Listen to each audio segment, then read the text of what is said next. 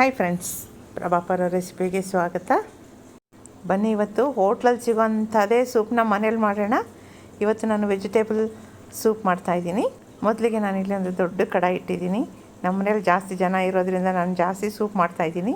ನಾನಿಲ್ಲಿ ಒಂದು ಸೌಟಲ್ಲಿ ಒಂದು ಅರ್ಧ ಅಷ್ಟು ಆಲಿವ್ ಆಯಿಲ್ ತೊಗೊಳ್ತಾ ಇದ್ದೀನಿ.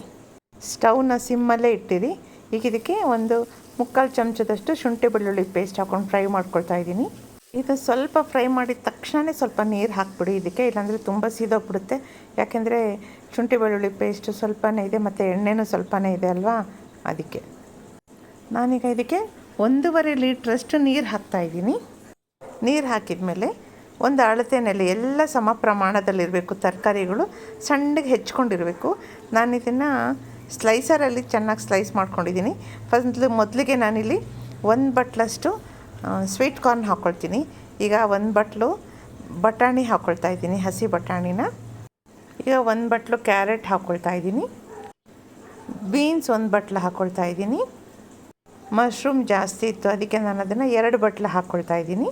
ಈ ಇಷ್ಟಕ್ಕೂ ಆಗೋಷ್ಟು ರುಚಿಗೆ ತಕ್ಕಷ್ಟು ಉಪ್ಪನ್ನು ಹಾಕ್ಕೊಳ್ತಾ ಇದ್ದೀನಿ.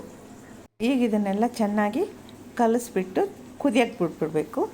ಚೆನ್ನಾಗಿ ಕುದಿಬೇಕು. ಅದು ನಾವು 1.5 ಲೀಟ್ರ್ ನೀರು ಹಾಕಿರೋದು, ನಮಗೆ 3/4 ಲೀಟ್ರಷ್ಟು ನೀರು ಆಗಬೇಕು.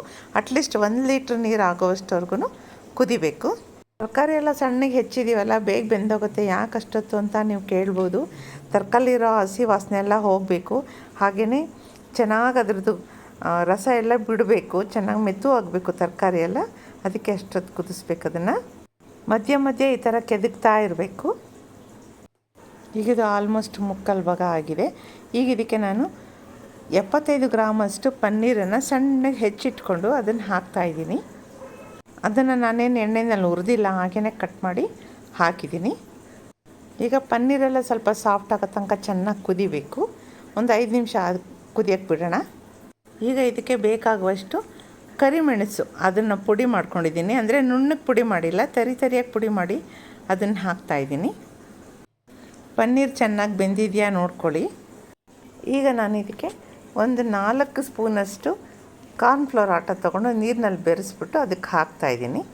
ಹಾಕಿದ ತಕ್ಷಣ ಅದನ್ನು ಚೆನ್ನಾಗಿ ಕದಡ್ತಾ ಇರಬೇಕು. ಅದು ಒಂದು 3-4 ನಿಮಿಷ ಕುದೀಲಿ.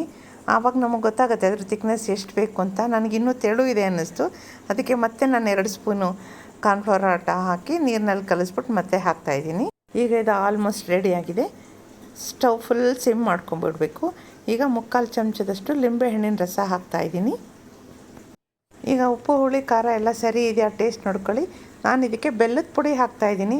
ಆ್ಯಕ್ಚುಲಿ ಸಕ್ಕರೆ ಹಾಕು ಅಂತ ಹೇಳ್ತಾರೆ, ನಾನು ಸಕ್ಕರೆ ಹಾಕಿಲ್ಲ, ಬೆಲ್ಲದ ಪುಡಿನೇ ಹಾಕ್ತಾಯಿದ್ದೀನಿ. 3 ಚಮಚದಷ್ಟು ಬೆಲ್ಲದ ಪುಡಿ ಹಾಕಿದ್ದೀನಿ. ಬೆಲ್ಲದ ಪುಡಿ ಹಾಕಿರೋದ್ರಿಂದ ಅದು ಬೇಗ ಕರ್ಗೋಗ್ಬಿಡುತ್ತೆ. ಒಂದು 2-3 ನಿಮಿಷ ಕುದ್ರೆ ಸಾಕು, ಸ್ಟವ್ ಆಫ್ ಮಾಡಿಬಿಡಿ.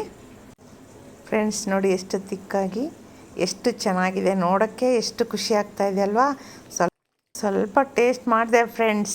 ನೀನು ನಡಿ, ನಾ ಬರ್ತೀನಂತ ಇದೆ. ಅದಕ್ಕೆ ಬೇಗ ಬಟ್ಲಿಗೆ ಹಾಕ್ಕೊಂಡು ಬೇಗ ಫಸ್ಟ್ ನಾನೇ ತಿಂದ್ಬಿಟ್ಟೆ. ಎಷ್ಟು ಚೆನ್ನಾಗಿತ್ತು ಗೊತ್ತಾ. ನೀವು ಮನೇಲಿ ಟ್ರೈ ಮಾಡಿ, ಲೈಕ್ ಮಾಡಿ, ಕಮೆಂಟ್ ಮಾಡಿ, ಶೇರ್ ಮಾಡಿ, ಸಬ್ಸ್ಕ್ರೈಬ್ ಮಾಡಿ. Thank you friends, thank you for watching.